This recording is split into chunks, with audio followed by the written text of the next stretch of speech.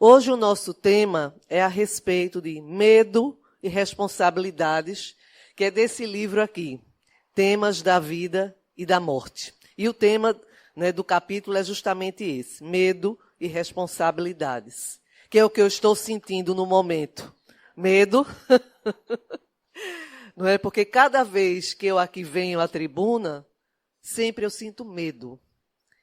Não um medo que me paralise, mas um medo devido à responsabilidade que é estar aqui, não é? À frente de vocês, que saíram de suas casas, de seu conforto, não é? Para aqui vir em busca do esclarecimento de uma mensagem, seja ela de consolação, seja de acolhimento. Então, eu me sinto responsável e tento trazer o melhor que posso. E, por isso, o medo. Mas vamos lá.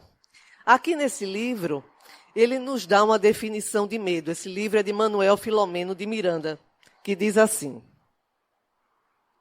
o medo é agente de males diversos, que dizimam vidas e deformam o ser, alucinando uns, neurotizando outros, gerando insegurança e timidez, ou levando a atos de violência irracional.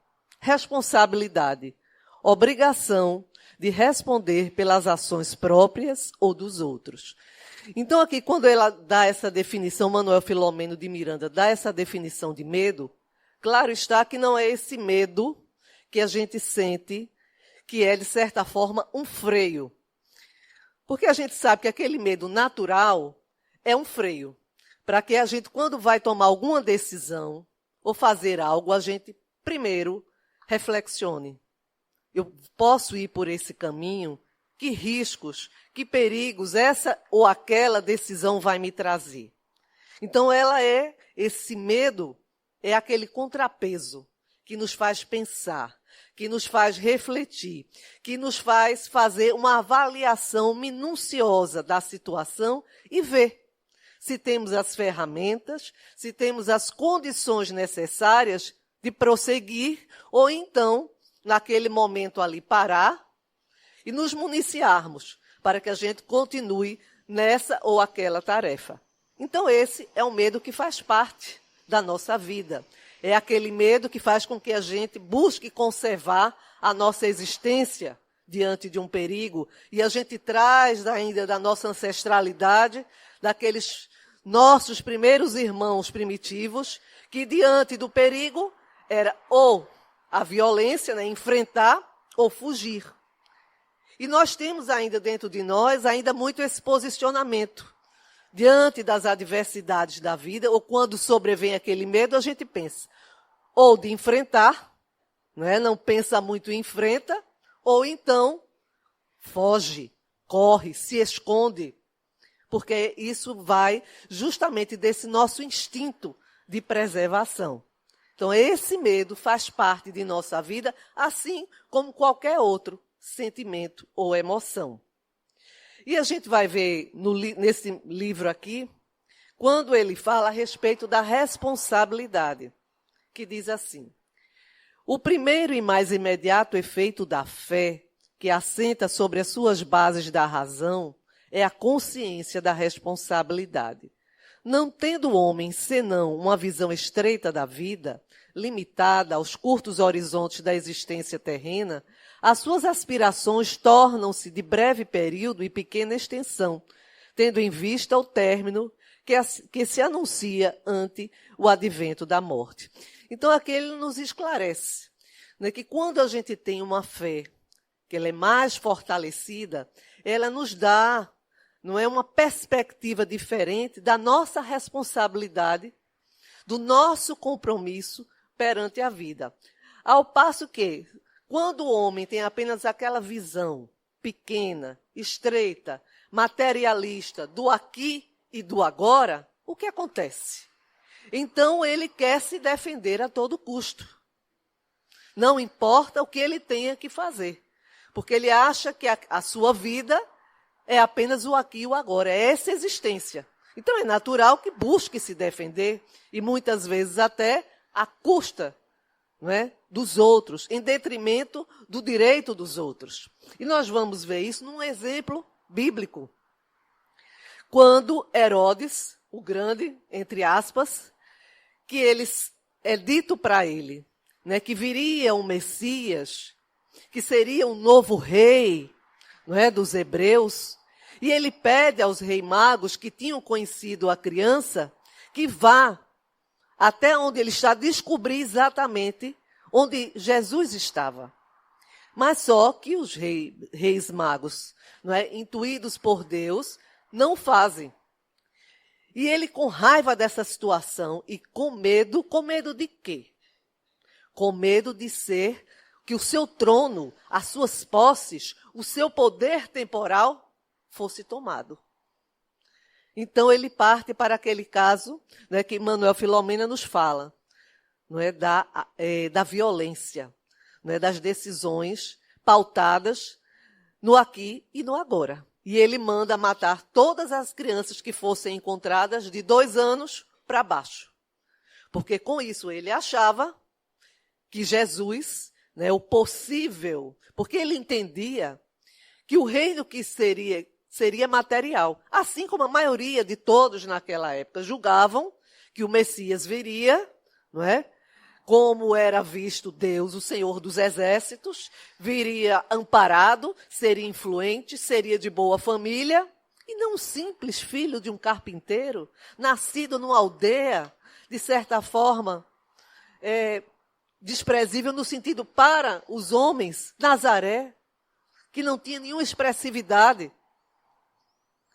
Né, filho de Maria e de José, um homem simples, carpinteiro. Então, eles não conseguiam entender essa lógica, não é, de um rei que não viesse realmente, né, pautado nas riquezas e no poder que é temporal. Então, Herodes, com esse seu pensamento, que a maioria de nós ainda tem esse pensamento estreito e puramente material, toma essa decisão por medo. Como contraponto, a gente já vai encontrar lá atrás Abraão, que demorou quanto tempo para Abraão ter seus filhos? Quando finalmente ele consegue ter o seu filho, Isaque, filho de Sara, não é a sua esposa, porque primeiro ele teve um filho com Agar, não é, que era a ama de Sara. Mas quando ele tem aquele filho tão esperado, tão amado, tão desejado, Deus pede a ele o quê? Que ele pegue o seu filho Isaque, leve lá para o Monte Moriá, com um jumentinho, apenas ele, o filho e um servo, e lá ele seria sacrificado. E o que Abraão faz? Apesar de todo o medo, de todo o amor a seu filho Isaque, e o que aconteceria até mesmo na sua vida conjugal, porque que mãe aceitaria ver seu filho ser imolado? Dificilmente, não é? Era preciso muita fé, uma fé que nem Abraão tinha noção de que realmente a possuía, porque era, na verdade, um teste. Porque Deus, claro, sabe de todas as coisas. Para ele não existe nem passado, nem presente, nem futuro. Tudo se funde numa coisa só. E ele tem a presciência do que é, do que foi e do que será. Mas Abraão não tinha. E Abraão vai com o seu coração completamente destruído, dolorido, mas pela fé e pelo amor a Deus que ele colocava em primeiro lugar em sua vida, ele leva o seu filho Isaque para ser imolado. E ao chegar lá, Isaque ainda pequeno, ele manda Isaque recolher, não é, lenha e prepara o altar e manda que Isaque se deite. E Isaque não entende. E cadê, papai, o carneirinho, né, que seria, deite, meu filho. Isaque se deita naquela confiança natural que as crianças têm, não é, perante seus pais. E na hora que ele vai pegar o cutelo para sacrificar o seu filho, uma voz vem e manda que ele pare, e aparece ali um carneirinho que vai ser realmente sofrer aquele holocausto, vai ser realmente oferecido a Deus, que aquilo foi um teste. E por que Deus queria testar Abraão? Nós podemos nos perguntar para que ele soubesse realmente quem ele era e o tamanho da sua fé. Então a sua fé era tão grande que nem ele mesmo sabia, e ali ficou comprovada a sua fé e o seu destemor, porque ele confiava que Deus jamais faria mal a ele ou à sua família. Então, como eu havia dito, é natural que nós tenhamos medo das doenças, da morte, de perder um ente querido, de ficarmos sem emprego, de ficarmos sem o nosso sustento, de não termos amor, de não termos amigos. Então, esses são esses medos que cada um de nós, ao acordarmos, enfrentamos diariamente. E começa lá atrás, quando somos crianças, ainda sem andar, quando a gente começa a engatinhar, a se levantar e dar os primeiros passos. Quem já observou aqui uma criança vê que ela tem medo. Ela cai e se ela não recebe naquele momento aquele apoio dos pais ou de quem cuide dela, não, vá meu filho, levante, vá adiante, eu estou aqui. Ela fica com medo de dar esses passos e aprender a andar. E de certa forma, somos todos nós ainda diante de Deus. Quantas vezes nós deixamos que o medo nos paralise? Temos medo de ir adiante. Às vezes até algo que vem para a nossa vida, para que a gente cresça, para que a gente melhore, uma mudança que é boa. E o que a gente faz? A gente tem medo, que a gente quer ficar ali, onde a gente conhece, né, na nossa zona de conforto, onde a gente já sabe o nosso potencial, onde a gente já é conhecido e onde também a gente conhece. Então, muitas vezes, os desafios que nos vêm, seja na área profissional, familiar, pessoal, faz com que a gente recue. Se a gente não tiver essa vontade de seguir adiante, se a gente não busca fortalecer a nossa fé. Porém, o medo, quando ele extrapola, não é, esses medos, esses receios naturais à criatura, o que acontece? Aí começam a vir as neuroses, as fobias, as ansiedades, a agressividade, a violência, como nós já falamos antes. Porque eu acho que uma das coisas que para nós é mais desafiadora é a impermanência da vida, essa constante mudança. Hoje a gente está, de repente, está tudo bem. E, de repente, vem uma doença, vem um problema no trabalho, vem um problema familiar, ou às vezes, como já dissemos, vem uma mudança positiva, e a gente fica com aqueles olhos desse tamanho. E agora? Faço o quê? Que por mais que a gente diga, não, eu acredito em Deus, não é? Eu leio o Evangelho, eu faço isso, eu faço a caridade, eu frequento uma casa religiosa. Mas a confiança é algo muito diferente. Porque acreditar, a gente pode acreditar em qualquer coisa. Vai depender do momento. Mas aquela confiança genuína, principalmente quando é necessário que a gente dê o nosso testemunho diante da vida, diante de Deus e principalmente diante de nós mesmos, aí sim é que vem, se a gente não consegue, a princípio, controlar esses medos, esses receios, então é como dissemos aqui, e Manuel Filomeno de Miranda nos esclarece, surgem as fobias, não é? Surge ansiedade e todas aquelas coisas que a gente sabe que existe, nos levando muitas vezes até, por medo da vida, por medo das situações, o suicídio, o tirar a própria vida. Porque às vezes achamos que não temos como aguentar os problemas, as situações difíceis. E buscamos o refúgio justamente no suicídio. E é onde nós nos equivocamos gravemente. É feita aquela parábola dos talentos. Quando aquele senhor, dono de muitas terras, resolve viajar por algum tempo e deixa com lá os seus servos. A um servo ele dá 3 talentos, a outro ele dá 2 e a um ele dá 1 talento.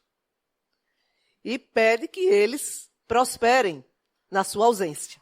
Aquele que tinha 3 talentos, os emprega, faz com que eles rendam e eles duplicam. O segundo, da mesma forma. Mas aquele último pega aquele talento, enterra e deixa lá quieto. Porque ele tinha muito medo do seu senhor. Sabia que ele era um homem duro. E caso ele perdesse aquele talento, o que iria acontecer a ele, à sua família? Então aí ele representa, simbolicamente, o incrédulo, que é a grande maioria de nós, não é? O incrédulo. Aquele que não confia nem em si e nem em Deus. Que acha que ele está à mercê das vicissitudes da vida. Que ele não compreende que Deus está em tudo e com todos. E como disse aqui a nossa amiga Eusa, certa feita, ela disse, Deus sabe o seu nome. Mas nós não cremos nisso. Nós não confiamos isso em nosso coração. A nossa razão pode até nos dizer, realmente. Mas o nosso coração não está de acordo com aquilo que a nossa razão nos fala. E por isso sentimos medo. E foi o que esse homem sentiu. Quando o Senhor volta, que vai pedir contas aos seus empregados, o que acontece? Bom servo, o que fizeste dos 3 talentos que te dei? Ah, meu senhor, eu os empreguei assim, fiz isso, fiz aquilo, estão aqui, os dupliquei. Muito bem, servo. Te darei mais oportunidades. O segundo também duplicou o que lhe foi dado. E quando chega na vez do terceiro, ele pergunta, e tu, o que fizestes daquele único talento que te dei? Ah, meu senhor, eu enterrei, toma-o de volta. Ele, mau servo. Então até o pouco que tem, lhe será tirado. Porque ele não teve a coragem, ele não conseguiu enfrentar aquele receio de perder e não fez o que o servo havia lhe dito, de buscar prosperar. E o mesmo acontece muitas vezes conosco. E esse medo, ele vai se tornando um gigante opressor, quando a gente não consegue dominá-lo, que são as chamadas fobias, as crises de pânico. Eu digo porque eu tenho, me permitam compartilhar com vocês, eu tenho fobia a lugar fechado.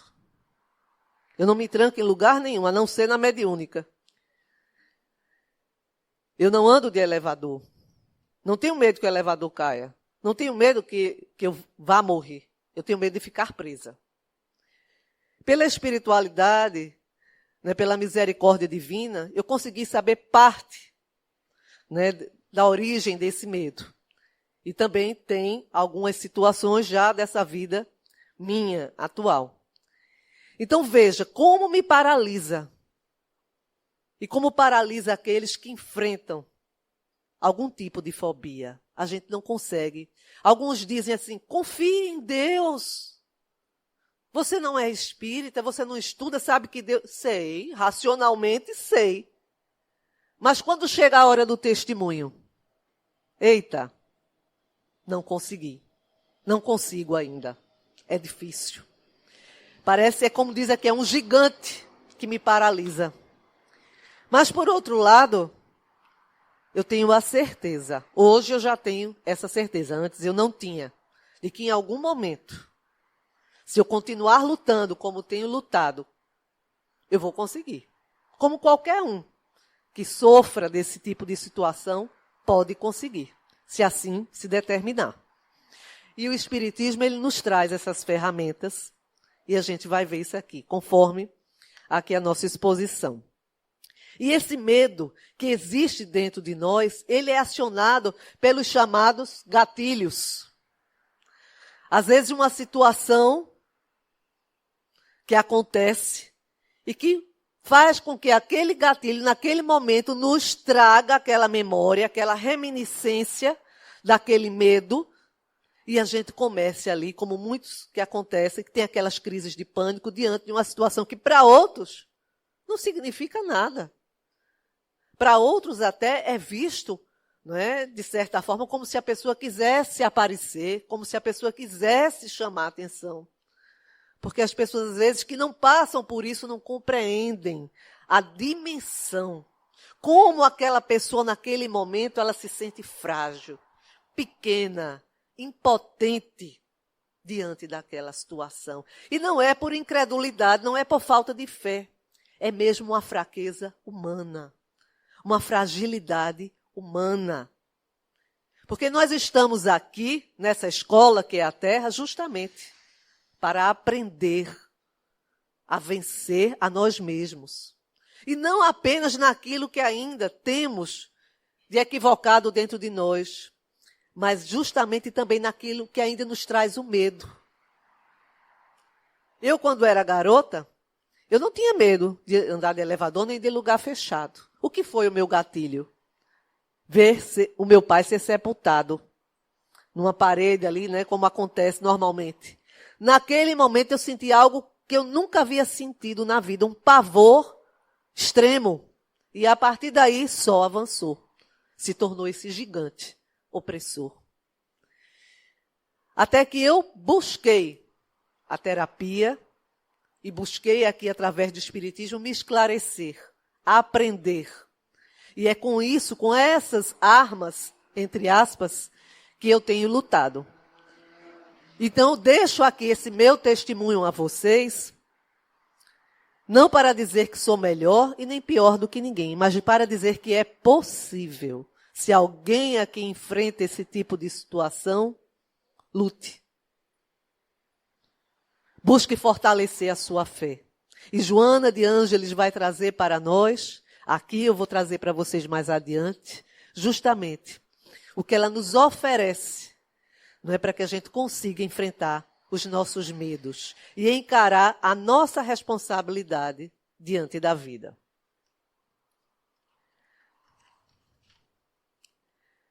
Podemos dizer, de acordo com Manuel Filomeno de Miranda, que o medo se origina no espírito enfermo em decorrência de 3 causas fundamentais. A primeira delas, conflitos herdados de existências passadas, seja por atos reprováveis e criminosos que geram a culpa e o arrependimento. E a gente vai ver naquele caso, né, de Segismundo, justamente isso. Que aquele a quem ele matou numa vida anterior, quando ele sente a aproximação de Segismundo, ele começa a sentir um pavor, uma irritação, um medo, ele fica agressivo. E até quando é proporcionado aos dois se encontrarem na pátria espiritual, para que ele aceite que Segismundo venha como seu filho, ele sente um pavor terrível, mesmo amparado pelos mentores espirituais que lá estavam presentes. E Segismundo, diante da vergonha, do arrependimento e da culpa, se encolhe num canto, sem coragem de encarar aquele a quem ele havia matado numa existência anterior. E ele não quer renascer, ele não quer reencarnar por medo do que vai acontecer quando vier como filho daquele homem a quem ele matou. E ao mesmo tempo que o outro, não é, que sofreu, que foi vitimado por Segismundo, não quer nem saber, não é, de nenhum tipo de aproximação. Ele tem pesadelos terríveis, porque sente aquela presença opressora, sente a presença daquele que lhe tirou a vida. Então, os mentores espirituais, através de uma conversa, em vários encontros, eles vão conseguindo quebrar, não é, esses grilhões que prendiam tanto Segismundo quanto o outro que foi sua vítima. ele encoraja Segismundo a se aproximar dele e pedir perdão. E encoraja o outro a permitir que Segismundo lhe peça o perdão. E assim, eles naquele momento ali, muito bem amparados pela espiritualidade, conseguem fazer esse enfrentamento. Segismundo lhe cai aos pés, lhe pede perdão e pede que ele o aceite como seu devoto a partir dali, que irá cuidar dele, que promete, né, nessa nova reencarnação, ser o melhor filho possível. E ele, diante, não é, daquele pedido de perdão tão sincero, tão cheio de culpa, tão cheio de arrependimento, ele naquele momento cria coragem, estende as mãos a Segismundo e o aceita para que ele venha como seu filho. Então a gente vê que é necessário coragem e humildade para que a gente aceite, não é, vencer os nossos medos. A outra razão, a outra causa onde se origina o medo são os sofrimentos vigorosos que foram vivenciados no além-túmulo, seja por arrependimentos ou cobrança implacável de antigas vítimas. Então, muitos de nós que desencarnamos aqui, não é, com a longa folha corrida, digamos assim, de equívocos, de erros, de maldades, de soberba, quem a gente vai encontrar do nosso lado?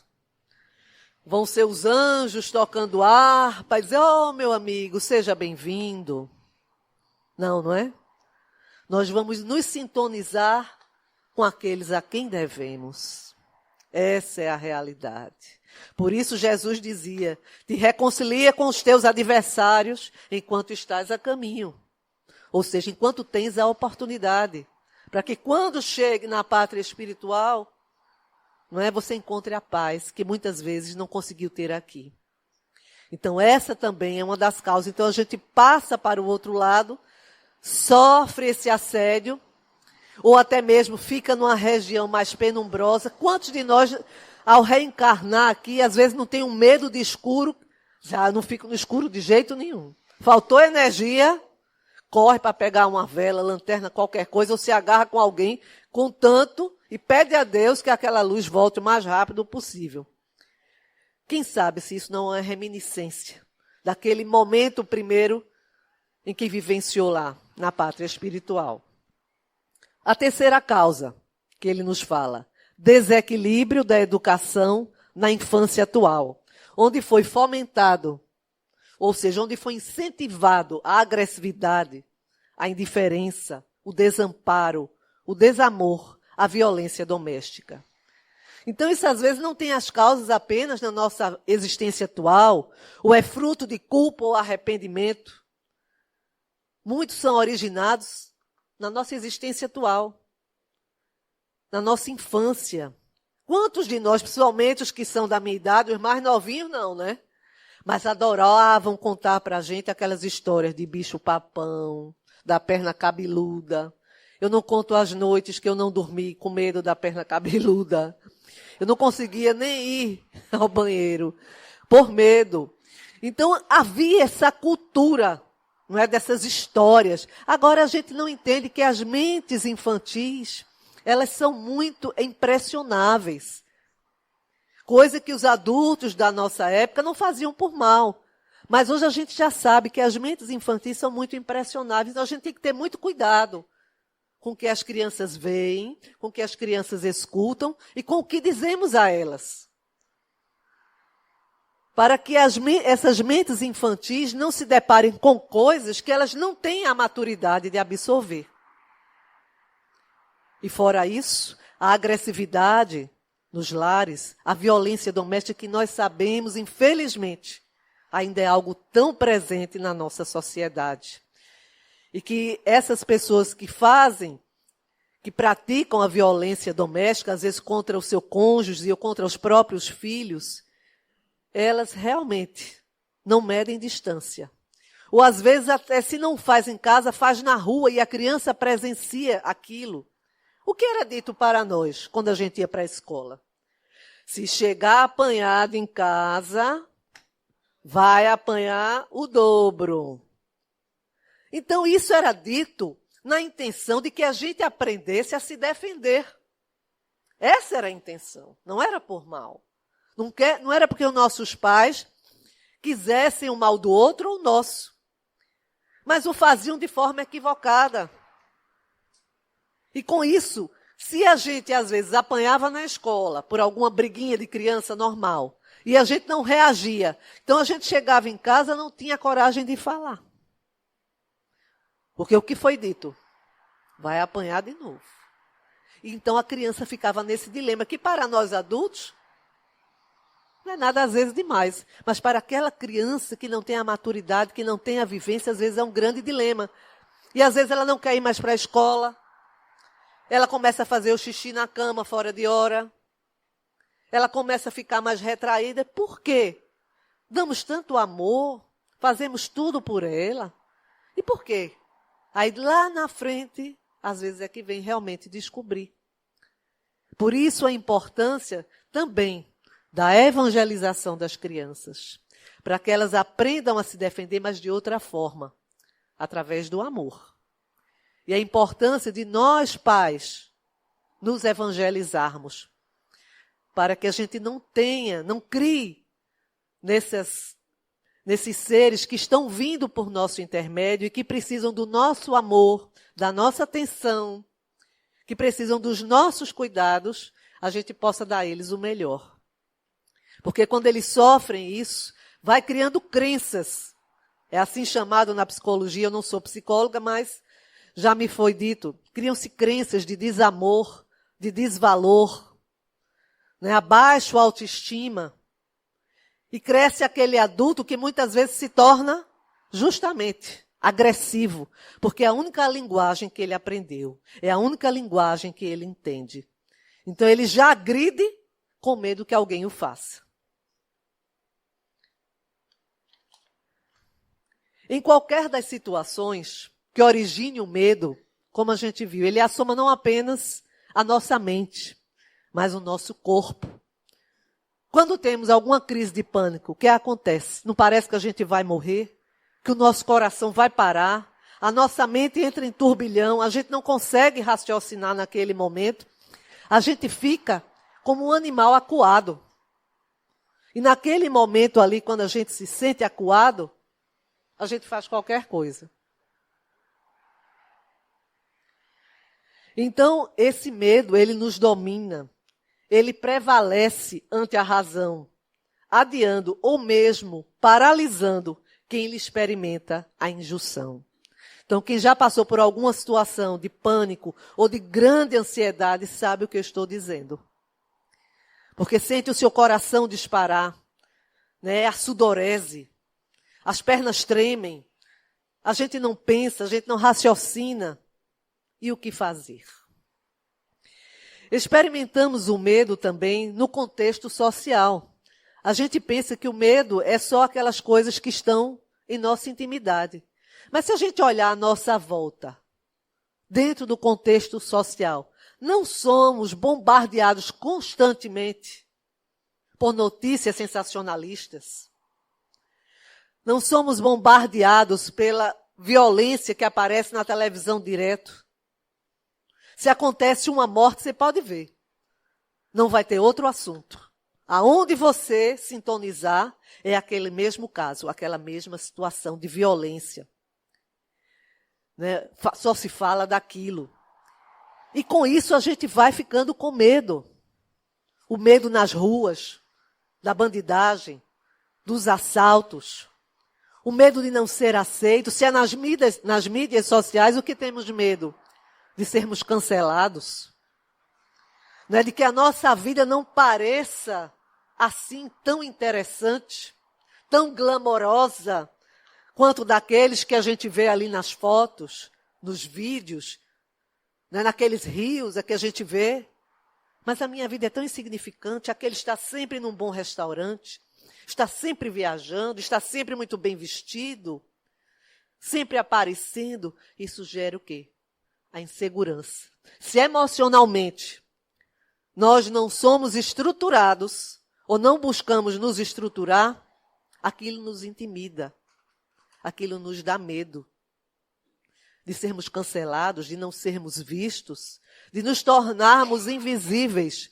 Porque quantas pessoas na nossa sociedade são invisíveis, não são notadas. Principalmente aquelas que fazem trabalhos mais simples, coletar o lixo, varrer uma rua. Aqueles que vivem nas ruas também pedindo. Quantas vezes nós passamos por ela e não as vemos. Isso traz para a gente inconscientemente também um medo de também não sermos vistos, de também não sermos notados. E a partir daí, dessas relações que a gente vai tendo, as catástrofes naturais, as quais nós não temos nenhum domínio. Então, se a gente parar para analisar direitinho, às vezes a gente se percebe no mundo como se fosse um grãozinho de areia. São tantas situações, tanto dentro da sociedade, as situações íntimas que enfrentamos, que se a gente não busca a Deus, se a gente não busca a Jesus, se a gente não busca se evangelizar, aí nós passamos a nos sentir realmente reféns da vida, reféns das circunstâncias, reféns dessa constante impermanência da vida, mas que é o que nos proporciona o aprendizado e o amadurecimento espiritual. Nós temos um exemplo, quando Pedro foi advertido muito antes, não é, de que ele vigiasse e orasse. Jesus já vinha advertindo, porque percebia em Pedro uma grande fragilidade, apesar da sua devoção a ele, a causa que Jesus trazia. E no dia em que Jesus iniciaria sua via crucis, ele diz a Pedro, ainda esta noite, por 3 vezes tu me negarás, antes que o galo cante. E Pedro, não, Senhor, de forma nenhuma.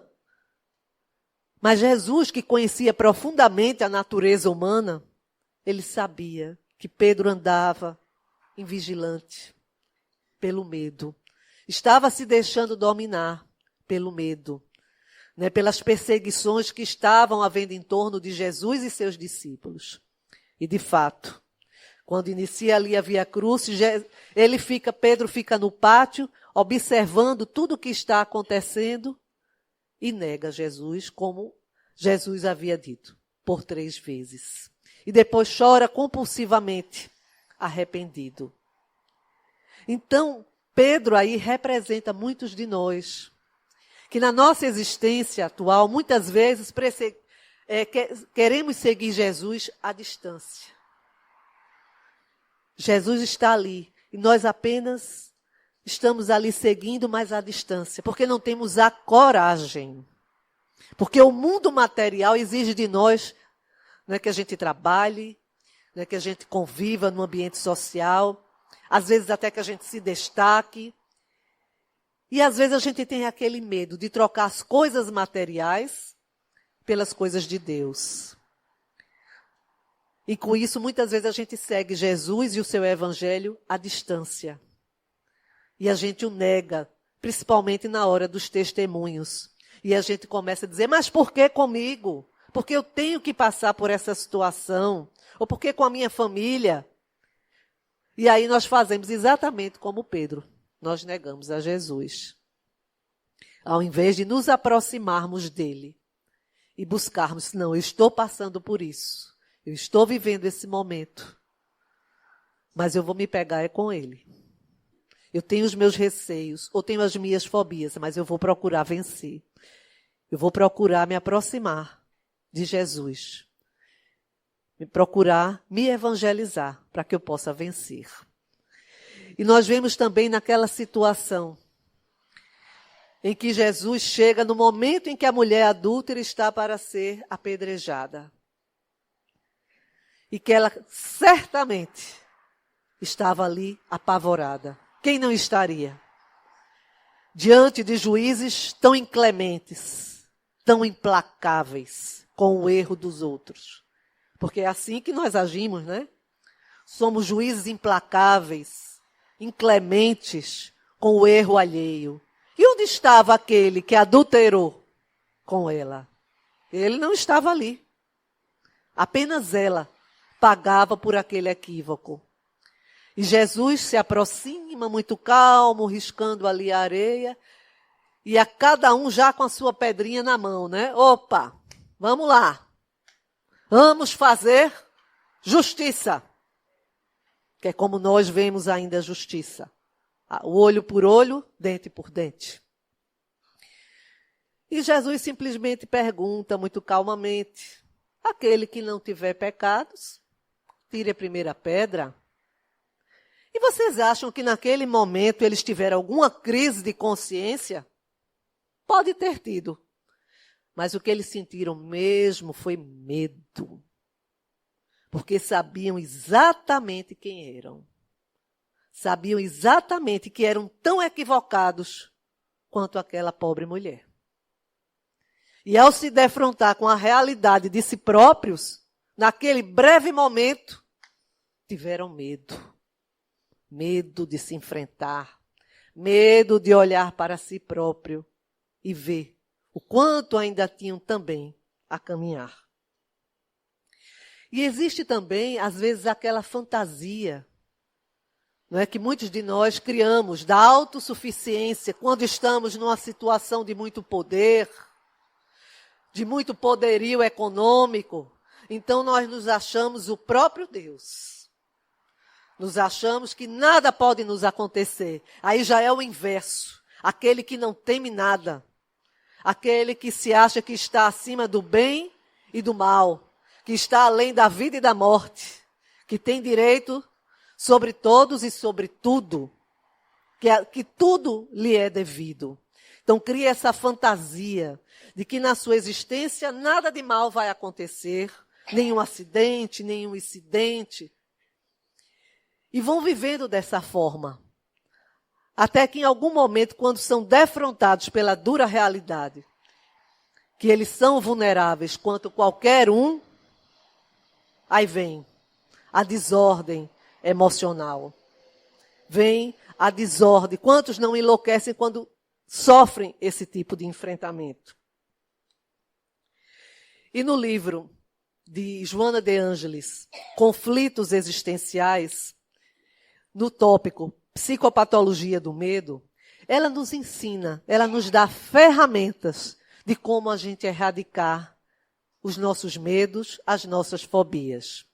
O primeiro diz assim: o combate às crenças pessoais de desvalor, de desamor, baixa autoestima, a crença do desamparo, fruto ainda da nossa imaturidade emocional.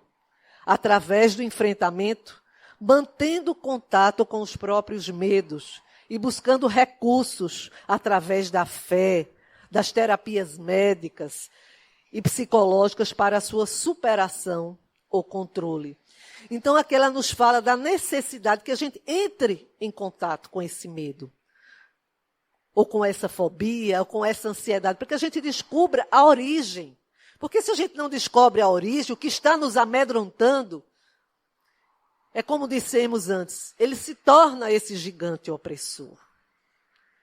E à medida que a gente faz esse enfrentamento, que a gente busca saber o que tanto nos amedronta e por quê, a gente busca também a ajuda na matéria, justamente da medicina, das drogas químicas, se for necessário, né, da psicoterapia. Enfim, hoje existe um grande leque, não é, de coisas que podem nos ajudar nesse enfrentamento. E ela faz uma observação que eu achei muito interessante. Necessário enfrentar os medos tanto quanto possível, porque momento chega em que os recursos disponíveis de tempo, saúde e oportunidade já não existem mais. Vejam só que sabedoria. Às vezes a gente fica postergando, né? Não, depois eu vejo isso, depois eu resolvo, depois eu me trato. Porque muitas vezes, infelizmente, muitos de nós têm um preconceito. Eu acho que se procurar um psiquiatra ou um psicólogo é porque está doido, não está bem, como a gente diz popularmente, não está bem da bola. Vejam só, ainda a nossa desinformação. Então, aqui ela nos alerta que é necessário que a gente busque, enquanto a gente ainda tem saúde, tempo. Porque pode chegar um momento que aquilo se torne tão grande, que esse gigante passe a tomar conta da nossa vida, que já não haja saúde, já não haja tempo e nem oportunidade disponível para que a gente possa se tratar.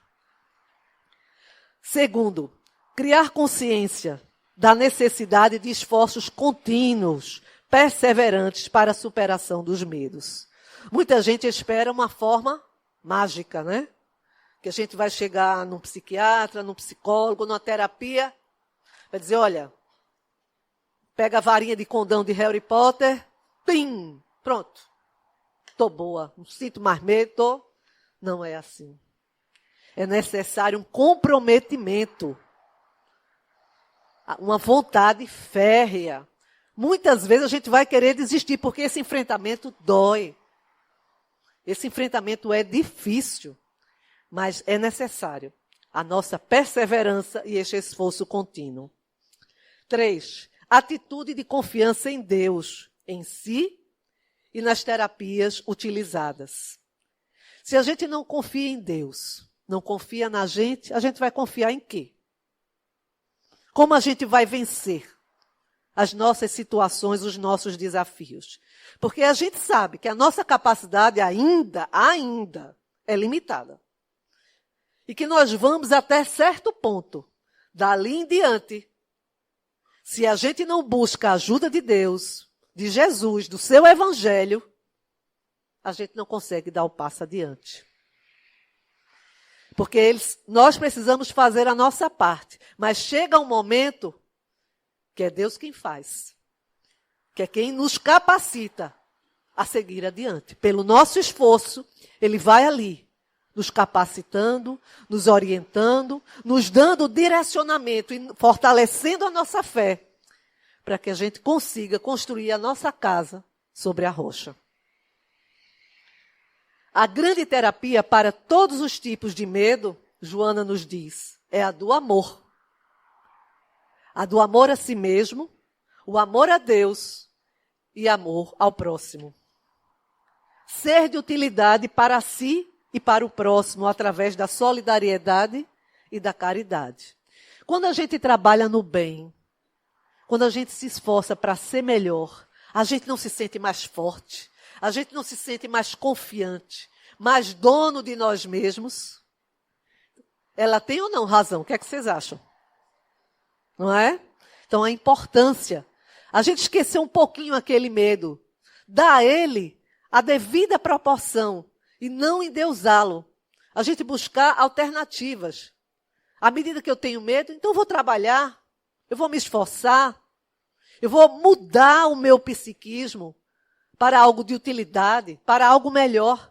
E assim a gente vai se tirando, quebrando aquela sintonia com os nossos medos.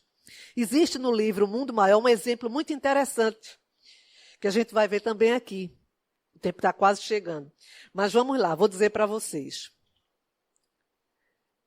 Toda vez que se equivoque, em vez de uma reação de raiva pelo erro, permita-se compaixão. Evite postura intransigente consigo e com os outros, devendo-se voltar a novos tentames, agora com a experiência transformando o antigo erro em acerto. Não é? Então, às vezes, a gente quando erra, parece que o mundo acabou, né? E a gente tem que ter essa compaixão, esse auto-perdão conosco e com os outros. E ali a gente vê por que eu errei, como eu errei. E dessa experiência, a gente colher os frutos para que lá na frente a gente consiga acertar. E aqui, quando medos são inspirados por adversários desencarnados, praticar a oração, terapia, elevar o clima psíquico, ou seja, orar e vigiar.